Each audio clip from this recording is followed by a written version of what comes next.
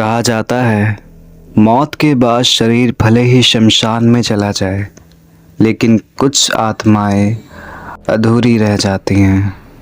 कुछ ऐसी आत्माएं जिनका सिर और शरीर अलग हो गया हो।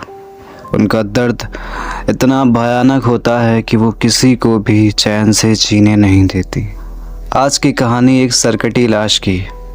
अगर आप सुनने की हिम्मत रखते हैं तो तैयार हो जाइए, क्योंकि इसके बाद रात को सोना आसान नहीं होगा। गांव का एक सुनसान इलाका था जहां लोग रात को जाना पसंद नहीं करते थे। कहते थे कि वहां एक पुराना कुआं है और उसके पास रात को सरकटी लाश घूमती है। गांव का एक लड़का अजय इन बातों को मजाक समझता था। एक रात अपने दोस्तों के साथ उसने शर्त लगाई, आज मैं आधी रात को उस कुएं के पास जाऊंगा और सबको साबित कर दूंगा कि भूत वूत कुछ नहीं होता। रात के 12 बजे अजय अकेला टॉर्च लेकर वहां पहुंचा। चारों तरफ सन्नाटा था, बस झिंगूरों और उल्लुओं की आवाज़ें गूंज रही थी। कुएं के पास पहुंचते ही उसे लगा कि हवा अचानक भारी हो गई।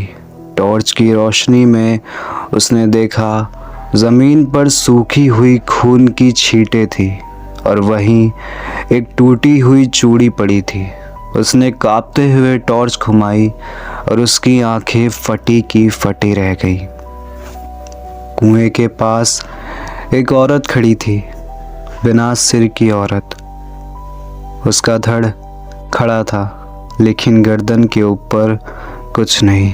हाथों में वो अपना ही कटा हुआ सिर पकड़े हुए थी, जिसकी आंखें अब भी खुली थी और धीरे धीरे अजय की तरफ घूर रही थी। अजय की टांगें कांपने लगी। वो भागना चाहता था, लेकिन उसका शरीर जड़ हो चुका था। तभी वो सरकटी लाश हंसने लगी। मेरे पास आ, तूने मुझे बुलाया है, अब लौटकर कहाँ जाएगा। अजय चीखते हुए भागा, लेकिन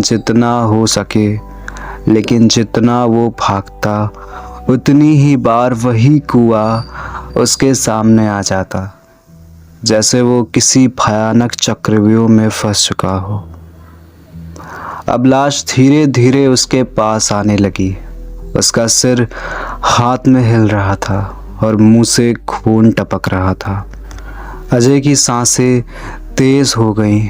उसने चीख कर कहा, मुझे छोड़ दो, मैंने कुछ नहीं किया। तभी लाश उसके बिल्कुल सामने खड़ी हो गई और उसके कटे हुए सिर ने फुसफुसा कर कहा, अब तू भी मेरा हिस्सा बनेगा। अगली सुबह गांव वालों को कुएं के पास अजय की टॉर्च मिली, लेकिन अजय कहीं नहीं था। कहते हैं उस रात के बाद से जब भी कोई उस कुएं के पास जाता है तो वहाँ अब 2 सरकटी लाशें घूमती दिखती हैं, एक पुरानी और एक नई, जिनकी आंखें राहगीरों को तलाशती रहती है।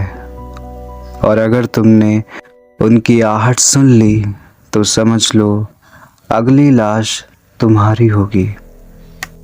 अगर आपको ये कहानी पसंद आए तो इस चैनल को सब्सक्राइब करें और हमारे चैनल का हिस्सा बने।